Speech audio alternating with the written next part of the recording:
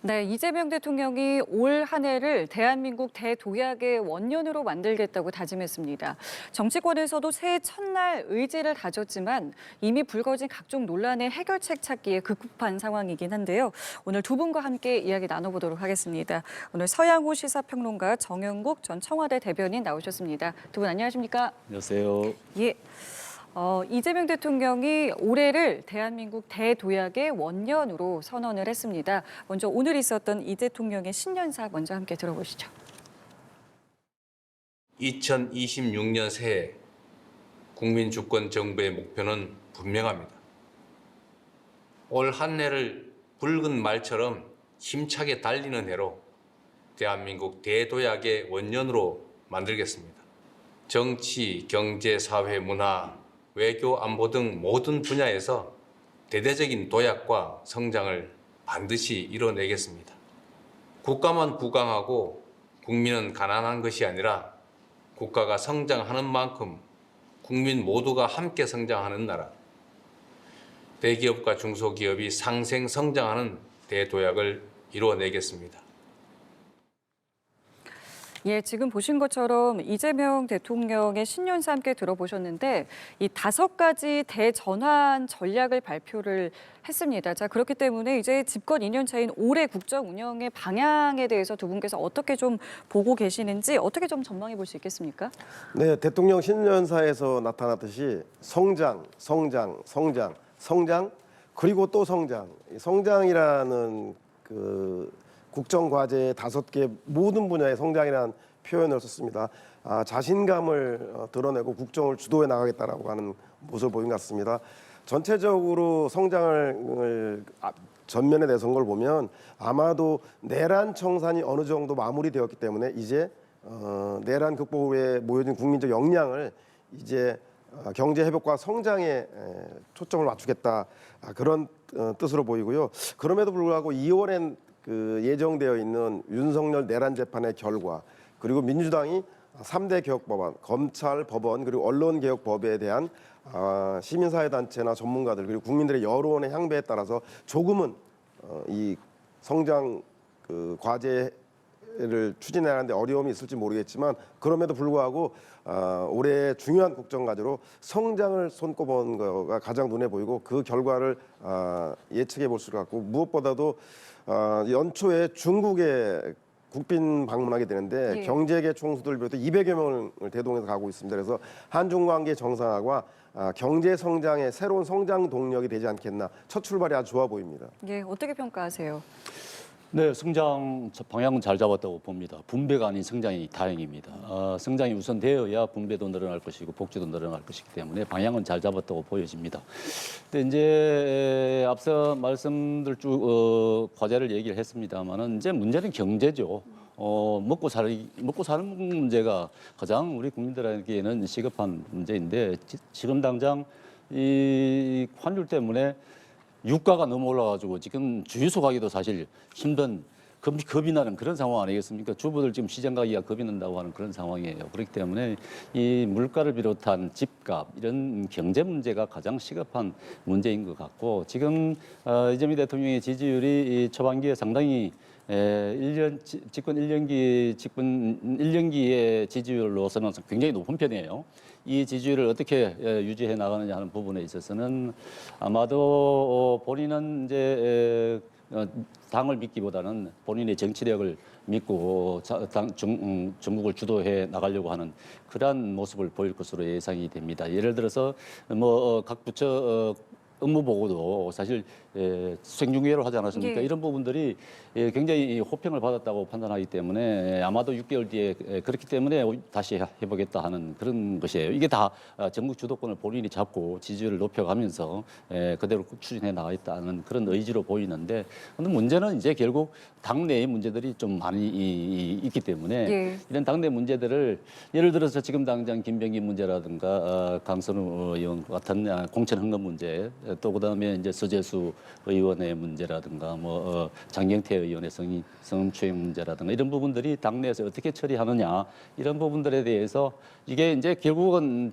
전국을 어떤 형태로 끌고 가느냐에 있어서 큰 이제 영향을 미칠 것입니다. 그렇기 때문에 이런 부분에 대해서 좀 지켜보아야 될 부분이 아닌가 싶습니다. 알겠습니다. 그럼 바로 이제 정치권, 그러니까 여야 상황부터 좀 함께 짚어보도록 할 텐데요. 일단 새해를 맞아서 여야 대표들도 입장을 내놨습니다. 차례로 함께 들어보시죠.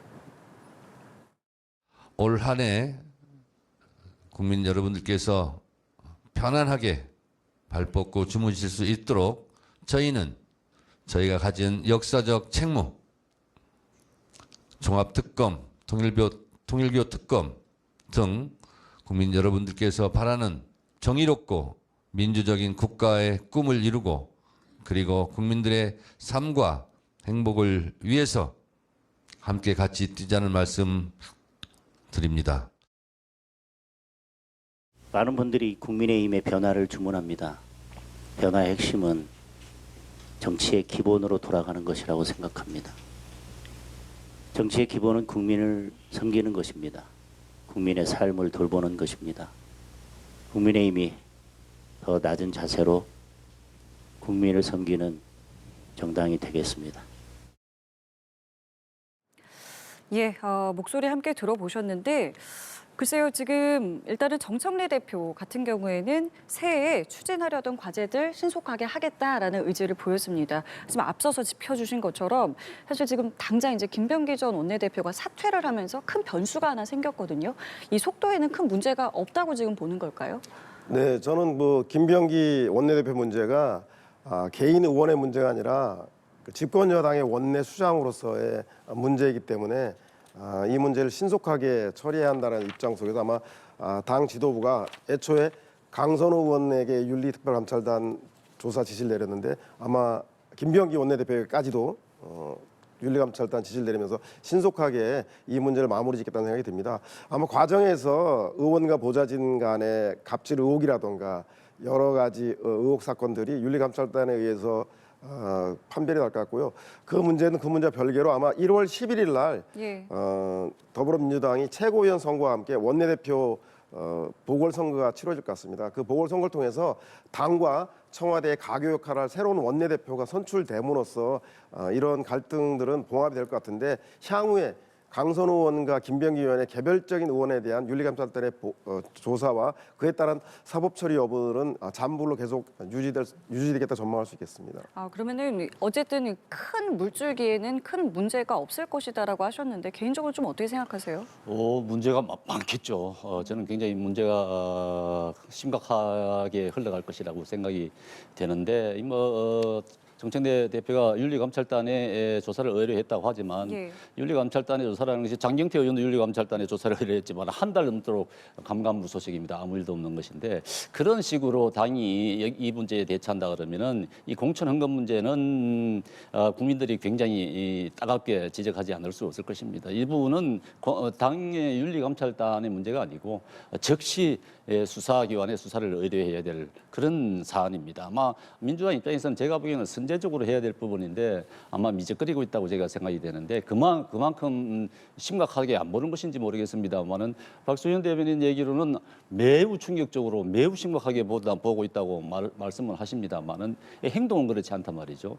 지금 이 문제는 아마도 제가 보기에는 수사가 진행이 되겠습니다만은 김병기 의원 같은 경우는 굉장히 심각한 문제에 봉착할 것이다 봅니다. 김병기 의원, 강선우 의원보다도 김병기 의원이 저는 더 심각하게 보는 이유가 강선우 당일날 강선우 의원이 논의를 한다면서 이제 김병기 의원과 만났을 때 얘기들이 그 녹취록 속에 내용들이 다 들어가 있습니다. 윤리감찰단에서 정청래 의원이 대표가 의뢰를 했다고 하지만은 그 내용 녹취록에 보면은 김병기 의원이 이제 그 당시에 공천관리위원회 아니겠습니까? 관사였는데 공관위 관사였는데 강선우 의원이 의논하러 왔을 때 빨리 현금을 돌려주라. 강선우 의원 보고 현금을 돌려주라고 했습니다. 그렇지만 강선우 의원은 사실은 그때 돈을 돌려줬다든가 이런 말을 하지 않았어요.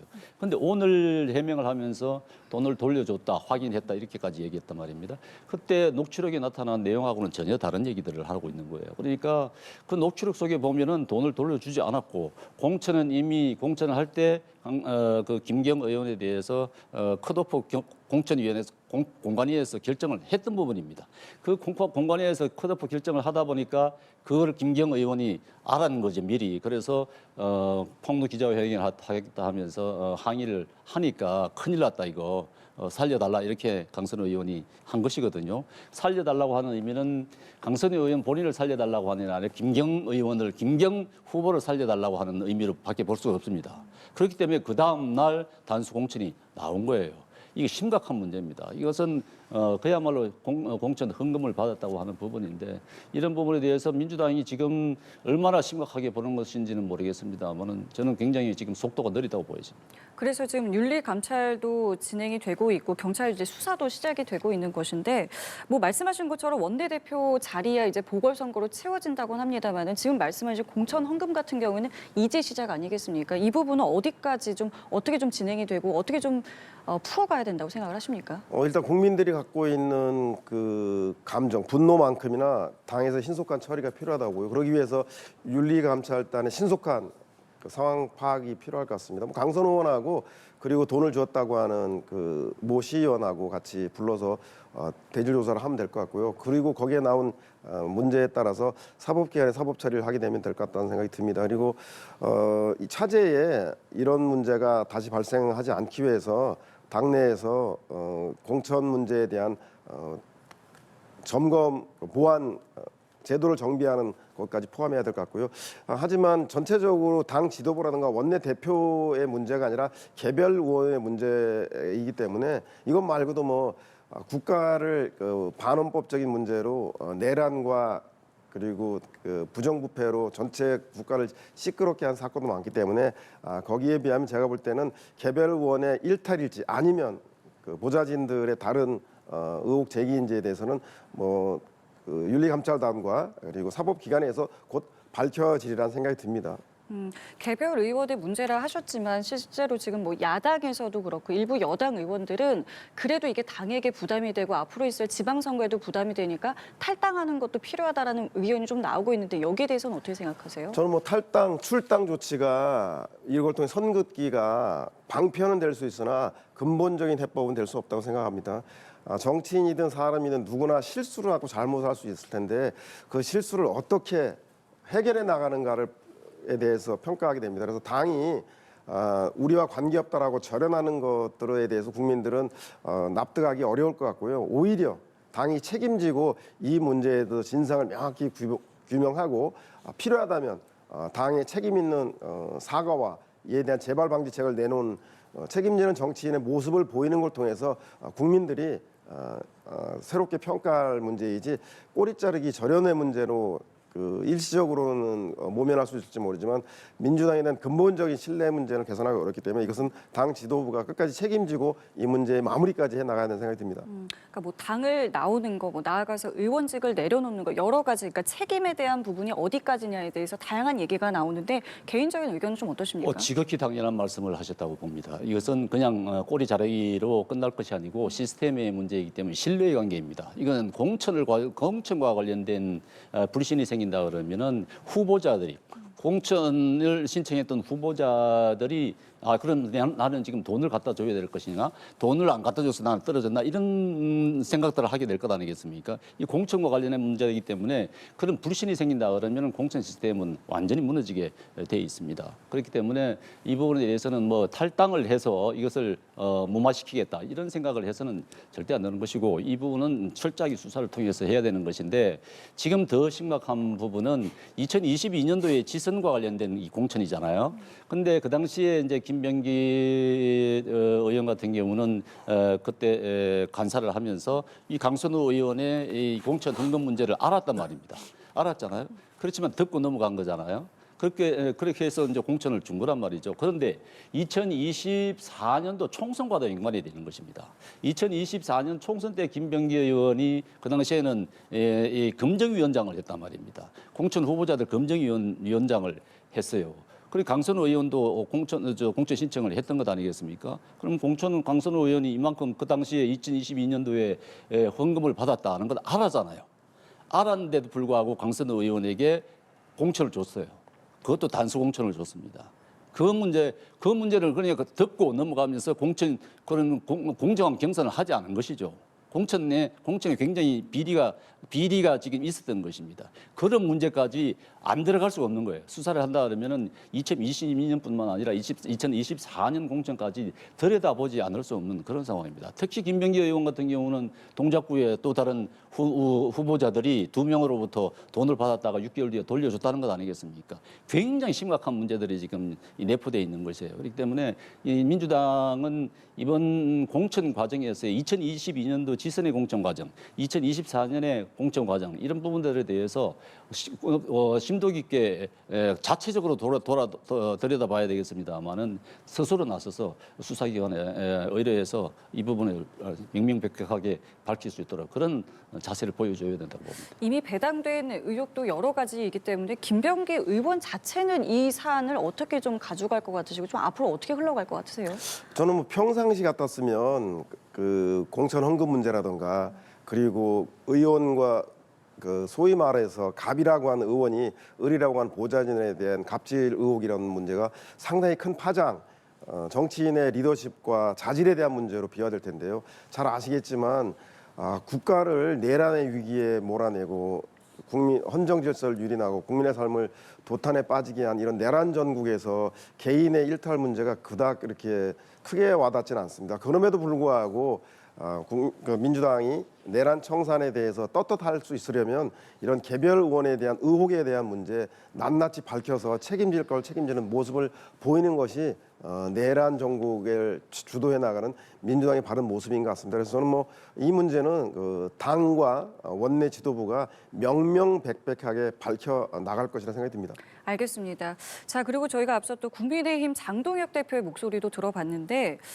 장동혁 대표는 새해 첫날에 변화를 이야기를 했습니다. 변화. 또 변화의 핵심은 정치의 기본으로 돌아가는 것이다라고 했는데 여기서 말하는 변화와 기본은 어디를 가는 거라고 보면 되겠습니까? 뭐 오늘도 변화를 얘기했습니다만은 그 전에도 변화를 얘기했죠. 변화를 약속했습니다.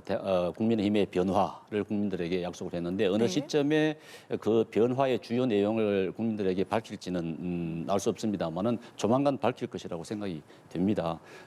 되는데 지금 당장 국민의 입장에서 보면은 사실 당 내부 문제를 빨리 정리할 필요가 사실이 있습니다. 지금 아시다시피 지금 뭐 당원 게시판 문제 가지고 굉장히 분란이 심하지 않습니까? 이 부분은 저는 장동훈 대표와 한동훈 전 대표 간에 이 문제를 양자가 만나서 협의를 해서 문제를 해결하든지 조만간에 빨리 해결해야 된다고 생각이 됩니다. 지금 한동훈 대표 같은 경우는 뭐 공직 우리 조사 결과가 예.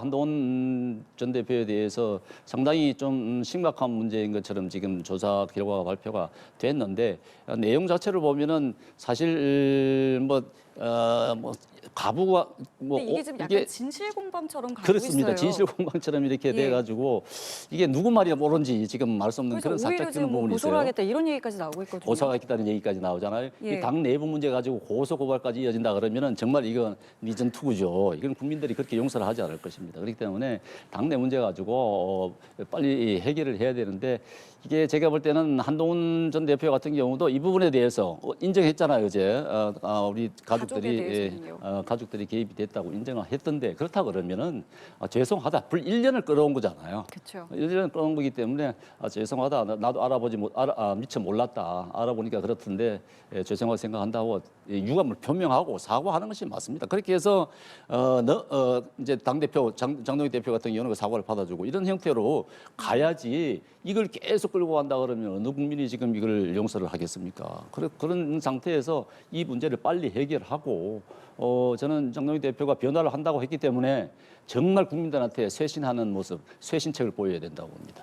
진짜 달라지는 모습, 우리 국민의힘이 이렇게 달라지겠다는 모습을 보여야 된다고 봅니다. 이 쇄신책이라는 것은 국민들이 생각하는 것보다 훨씬 더 수준 높게 쇄신책을 내놔야 국민들이 받아들일 수 있단 말이죠. 그렇기 때문에 이런 윤석열 대통령과의 저렴 관계라 있으라든가 아니면 계엄에 대한 입장에 있어서라든가 예를 들자면은 계엄을 옹호하는 사람에 대해서는 징계를 한다든가 하는 철저한 무슨 국민들이 정말 납득할 만한 그런 부분에 대한 이런 쇄신책, 그런 이 달라지는 의지 이런 것들이 보여져야 된다고. 일단은 이제 당내 상황부터 좀 짚어주셨는데 실제로 당장 오늘도 장동혁 대표는 변화를 이야기했습니다만 지금 당 상황은 오히려 갈등이 좀 깊어지는 이 상황에 대해서 말씀하셨는데 이 부분은 좀 어떻게 풀어가야 된다고 보세요? 그 시험 볼 때 벼락치기보다는 평소 실력이 중요하잖아요. 그런데 지방선거를 앞두고 외연확장을 하겠다고 하는 게 선거용으로만 보이고 실제 위기는 인식하지 하고 있지 못한 게 아닌가 생각이 듭니다. 지금 보수는 상당한 위기입니다. 신년 여론조사 지표를 보면 보수의 텃밭인 영남과 그리고 지방에서 상당히 많은 보수 여당의 균열이 벌어지고 있습니다. 정부 여당에서는 해수부를 부산으로 이전하겠다고 하면서 해양 도시를 선언하면서 부산판을 흔들고 있고 대전 충남은 통합 이슈를 가지고 이렇게 지방을 공략해 나가고 있습니다. 그래서 지금 이렇게 그 지방선거를 앞두고 보수의 위기 앞에서 함께 힘을 모아서 새로운 모습들을 보여도 시원치 않은데 내부의 작은 싸움에 매몰되어서 예를 들면 뭐 아까 말씀 한동훈이라던가 당내 비주류인 유승민 전 의원을 견제하고 쳐내는 데만 집중하다 보면 보수는 더욱더 옹색해지고 오그라질 것입니다. 그래서 지금은 윤 어게인이라고 하는 그 극렬 지지층을 소구하는 결집하는 그런 활동들보다는 오히려 변화된 야당의 모습, 지금 모처럼 대통령이 보수의 어젠다인 성장을 들고 나오지 않았습니까? 그 성장에 대해서 도울 수 있는 것은 돕고 그리고 성장 과정에서 문제가 생기거나 견해가 다른 것은 강하게 견제하고 비판하는, 그래서 야당의 쇄신과 혁신의 모습을 보이는 것들이 이렇게 틈틈이 자기 실력을 쌓아나가야지 6월 3일 지방선거라고 하는 좋은 시험에서 성적을 내는 방안이 아닌가 싶은 생각을 갖고 있습니다. 자, 그래서 조금 전에 저희 대변인께서 말씀하신 게 국민들이 깜짝 놀랄 정도의 쇄신을 해야 된다고 하셨는데 지금 어쨌든 장동혁 대표 입에서 꾸준하게 뭐 변화 쇄신 얘기는 나오고 있는데 아직 짠 보여준 게 없거든요. 이거는 뭐 어떤 시점에 어떤 모습 정도로 가야 된다고 생각을 하세요? 짧은 시간 내에 보여주셔야 된다고 봅니다. 지금 이 한동훈 단계 문제 가지고 지금 굉장히 피곤하거든요. 국민들 굉장히 보기가 민망합니다. 그렇기 때문에 이 부분 정리하고 그다음에 국민들에게 쇄신책을 보여야 돼요. 그렇지 않으면은 지금 시간이 없습니다. 사실은. 근데 나올 수 있는 쇄신책이라는 게 어느 정도가 나올 수 있는 겁니까? 지금 국민의힘 입장에서는. 지금 말하자면 윤어게인 세력과의 절연 뭐 이런 부분이겠지. 국민들이 요구하는 부분들, 중도층을 확장할 수 있는 부분들로 가야 되는 것이 바람직한 것입니다. 지금 오늘 각 신문들에 내놓은 여론조사 결과를 보면 굉장히 충격적입니다. 지금 이 상태로 간다 그러면은 어느 신문, 어느 매체는 보니까는 TK를 제외한 전 지역에서 지금 불안한 상황이라고 하는 것 아니겠습니까? 그게 여론조사가 뭐 부정확하다고 부인하는 사람도 있겠습니다만은 그게 아니에요. 여론조사 정확합니다. 정확하다는 걸 갖다가 이제 인정을 해야 되는 겁니다. 국민의힘 내부층에서는 이걸 인정하지 않으려고 하는 그러한 분위기도 있습니다만 절대로 그렇지 않습니다. 이것은 여론이고 제가 다녀봐도 그런 의견이 분분합니다.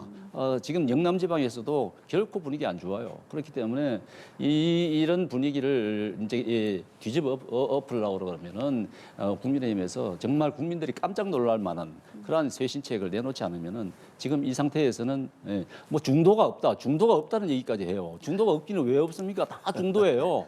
다 중도인데 여론조사 결과를 보면은 부동층이 굉장히 많잖아요. 이 부분들이 왜 민주당이 하는 걸 보니까 너무 마음에 안 들기 때문에 다른 데로 가고 싶어도 국민의 쪽으로 오지 못하는 분들이 어마어마하게 많다는 얘기거든요. 그렇기 때문에 지금 당장 국민의힘이 변신을 하지 않으면은 정말 창당을 하는 수준의 이런 변신을 하지 않으면은 변화 있지 않으면은 어렵다고 봅니다. 지금 심각한 상황입니다. 오늘 그 신년 인사회에서 오세훈 시장이 이제 장동혁 대표 비롯해서 지도부가 다 있는 앞에서도 참을 만큼 참았다, 빨리 변화해야 된다라는 목소리를 내놨던데 장동혁 대표가 지금 말하고 있는 쇄신과 변화의 시점과 강도 말씀하셨지만 개인적으로 좀 어느 정도로 생각을 하고 계세요? 우리 속담에 개꼬리 3년 묻어도 황모 여우털 되지 않는다고 국민들이 이제 마지막 기회를 주고 있는 것 같다는 생각이 들어서요. 아마 오세훈 시장이 그런 다급함, 절박함을 호소한 것 같습니다. 아마도 가장 큰 문제는 외연 확장이라든가 중도로 나아가겠다는 것이 가장 중요한 것은 사람, 인물로 표현돼야 되는데 그 외연 확장의 상징적 인물이 지금 한동훈이라든가 그 오세훈 시장, 유승민 전 의원, 그리고 더 나간다라면 범보수인 이준석 개혁신당 대표로 표현될 텐데 이런 사람들이 공통적으로 갖고 있는 것이 뭐냐면 내란의 강을 건너지 않았다는 겁니다. 즉 국민의힘은 지금이라도 윤호개인 세력, 내란과 비상계엄에 대한 명확한 입장을 밝히고 그 밝히고 나서 사과와 그리고 책임자에 대한 인적 청산과 쇄신을 통해서 아까 말씀드린 유승민 전 의원이라든가 그리고 한동훈 그리고 오세훈 서울시장 나아가서는 이준석 개혁신당 대표와 함께 할 수 있는 판을 짜야 될 텐데 과연 장동혁 대표가 말하는 인적 쇄신이라든가 중도 외연 확장이라는 것들이 그런 것까지를 사직서의 각오로 하고 있는지에 대해서는 아직까지는 회의적에서 뭔가 실천적으로 보여주는 지는 못하고 있다는 생각이 듭니다. 인물에 대해서 말씀을 하셔서 이번에 이해훈 후보자가 장관 후보자가 됐을 때 장동혁 대표는 당성을 오히려 강조를 했는데 일부 또 당내에서는 이렇게 야당 인사들의 이름이 오르내리는 것에 대해서 생각해봐야 된다라는 이야기가 있었어요. 물론 이준석 대표도 이런 발언을 했고요. 관련해서는 좀 어떻게 보세요? 그 당성을 얘기하는데 국민의힘 당원들 가운데 당성 좋지 않은 분들이 어디 있겠습니까? 다 당성이 있습니다. 당성 좋습니다. 예. 당을 사랑해요. 당에 대해서 저도 지금 쓴소리를 합니다만은 당을 싫어해서 그런 게 아니에요. 당의 발전을 위해서 쓴소리를 하는 거잖아요. 그렇기 때문에 이런 부분들을 당성 약하다 이렇게 얘기를 할 수는 없는 겁니다. 우리 국민의힘 전통 지지층들 가운데에서도 지금 쓴소리 하는 사람 굉장히 많습니다. 그런 분들 당성 약하다고 할 수 없는 거예요. 그렇다 그러면은 큰 아스팔트에서 목소리만 키우는 사람들이 당성이 강한 사람들이니까 결코 그렇지 않거든요. 그런 시각으로 봐서는 안 되는 것입니다. 안 되는 것이고 지금 우리 당내 인사들에 대해서 민주당 쪽에서 이재명 대통령이 계속 접촉을 했다. 이런 부분들이 나오잖아요. 예. 그거는 이제 그분들이 우리 당에 대한 애정이 없다고 보여서 그랬을 거라고는 생각하지 않습니다.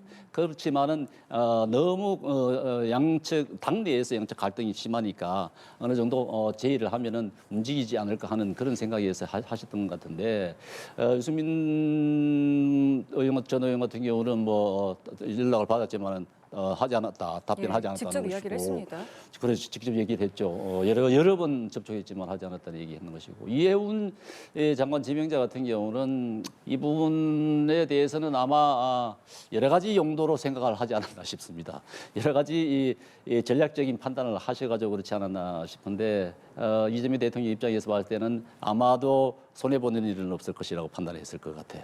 아마 온다 그러면은 본인 스스로가 윤석열 전 대통령에 대한 지지, 탄핵 반대 이런 부분들에 대해서 스스로 자기 반성을 하고 자기 부정을 해야 되는 그런 상황이 온 것이고 거기에 대해서는 그런 분들 가운데 한 분이 내란은 내란이다고 잘못됐다고 인정을 하는 그런 결과를 가져오는 걸 예상을 했을 수가 있는 부분이고 또 이 부분이 이제 인사청문회를 만약에 통과하지 않았다 하더라도 대통령 입장에서 봤을 때는 나는 정말 보수에 누구든지 능력 있는 사람들은 함께 갈 수 있다 하는 그런 폭넓은 손을 내밀었다는 건 맞거든요. 그런 부분에 대해서 오히려 장점으로 이렇게 제시할 수 있는 부분들이 있기 때문에 이재명 대통령 입장에서는 굉장히 전략적인 인사를 했다 저는 그렇게 봅니다. 실제로 지금 이해훈 후보자가 이제 이렇게 지명이 되고 나서부터 여러 가지 이야기가 있었고 근데 지금 보니까 이 이해훈 장관 후보자의 과거에 이제 녹취가 또 공개가 됐습니다.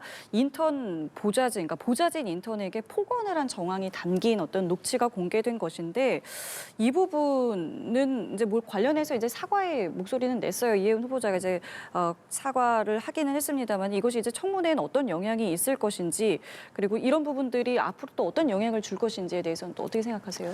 깜짝 카드, 발탁 인사의 후유증이죠. 그러니까 저는 청와대 인사수석실에 있어봤지만 인사 전략에 있어서 이렇게 발탁 인사, 깜짝 카드 인사 전략이 있는데 저는 김영삼 전 대통령 YS가 많이 쓰던 방법이죠. 그래서 국정 주도권을 가져가고 야당을 흔들고 이슈를 전환하고 이런 데 쓰였던 것 같습니다. 그래서 그러다 보면 그 사람에 대해서 충분하게 검증이라던가 평판 조회들이 부족할 가능성이 많죠. 그래서 아마 이해운 의원도 그런 문제가 청문회에서 이슈가 될 것 같고요. 그러기 위해 그래서 깜짝 카드는 효과가 큰 만큼 약발은 센데 소위 말해서 자주 쓰면 이게 그 효과가 떨어지는 단점이 있습니다. 그래서 제가 볼 때는 앞으로 인사에서 대통령께서 깜짝 카드를 몇 번 쓰셨으니까 이제는 예측 가능한 인사를 통해서 이왕에 협치를 한다라고 한다면 먼저 범 여권 진영 내 조국 신당이라던가 그리고 진보당에 대해서 인사를 추천해 줄 것을 요청해서 당과 청와대 그 추천하는 조국 혁신당과 진보당 그리고 청와대가 조율해 나가는 과정들 더 나아가서는 야권에서 사람이 필요하다 싶으면 범야권인 그 국민의힘과 개혁신당에다가 그것을 요청해서 협의해 나가는 과정들을 거쳐서 사람들 발굴 받는다면 개별 인사를 발탁하는 것보다 이렇게 당대당의 요청에 의해서 된다라면 되지 않더라도 대통령의 노력들을 인정해 줄 것이고 그 당도 스스로 국정의 한 중요 파트너로서 인정받았다라고 하는 그런 효과가 있기 때문에 깜짝 카드는 필요할 때 급할 때 한 번씩 쓰고 이제는 예측 가능한 협치의 인사들 해 나가는 것이 중요하다는 것이 이번 이해운 장관 인사에서 어느 교훈이 아닌가 생각이 듭니다. 알겠습니다. 저희가 이렇게 민주당과 국민의힘 당내 상황을 짚어봤고요. 자, 그러면 이번에는 이제 지방선거 관련해서 여론조사 결과를 보면서 두 분께 질문을 드리겠습니다.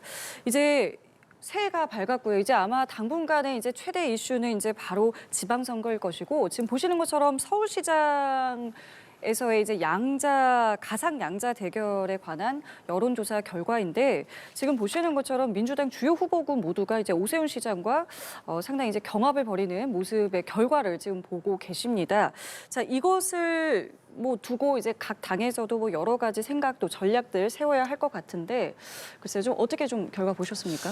그렇죠. 원래 집권 1년 이내에 치러지는 선거는 보통 대통령이 잘하고 있으면 여당을 대통령이 못해서 견제하려면 야당을 이게 선거 구도가 간명합니다.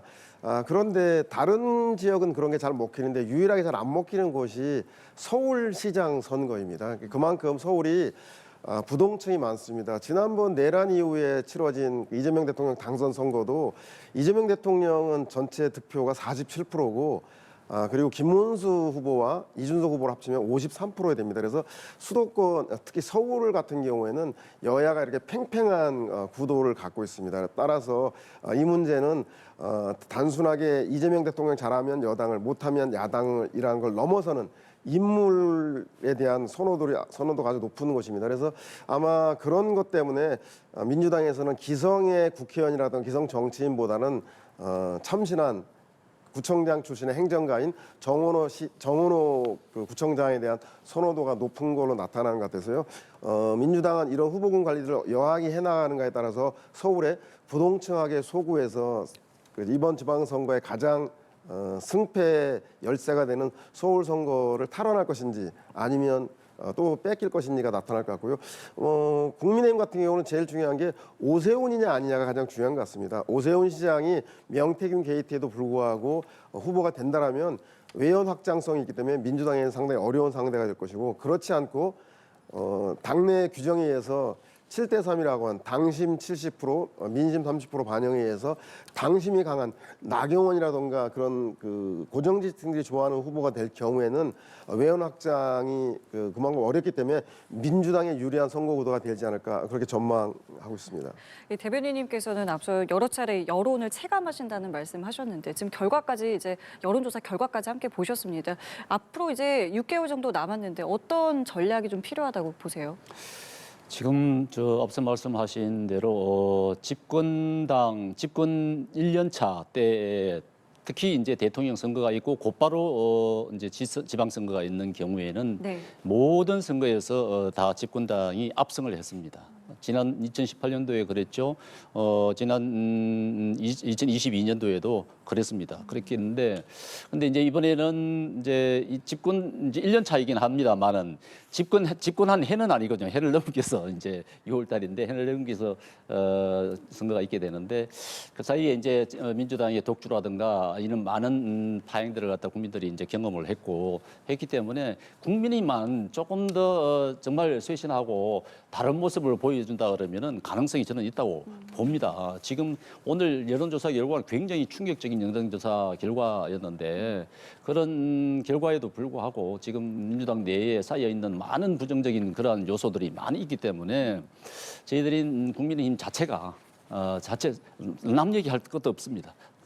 민주당 얘기할 거 없어요. 자체적으로 정말 쇄신을 해서 국민들에게 새로운 모습을 보여주고 대한정당으로서 정말 이제 다시 한번 정권을 잡을 수 있는 그런 정당이구나 하는 신뢰성을 준다 그러면은 진정성이 있어야 됩니다. 진정성 있게 국민들에게 다가간다 그러면은 국민들을 받아줄 자세가 저는 돼 있다고 봅니다. 근데 이제 국민의힘 그렇게 하지 않고 있으니까 지금 답답한 일 아니겠습니까? 그래서 저는 지금 서울뿐만 아니라 예. 전국적으로 지금 굉장히 이 국민의힘 입장에서는 긴장을 하지 않을 수 없는 그런 상황인데 예. 민주당은 제가 보니까 현장에서 보면 말이죠. 벌써 중도층에 약간 중도 성향의 사람들에게 굉장히 많이 다가가는 포섭 전략이라 그럴까요? 이런 지금 움직임이 지금 광범위하게 이루어지고 있는 상황입니다. 지금 전략적으로 지금 하고 있는 그런 상황인데 예. 국민의힘 지금 손 놓고 있는 그런 상황이란 말이죠. 빨리 체제 정비를 하고 지선에 대비해야 된다고 봅니다. 알겠습니다. 새해 첫날 두 분과 오랜 이야기 나눴는데요. 여기까지 함께하도록 하겠습니다. 지금까지 서양우 시사평론가 정영국 전 청와대 대변인과 함께했습니다. 두 분 말씀 감사합니다.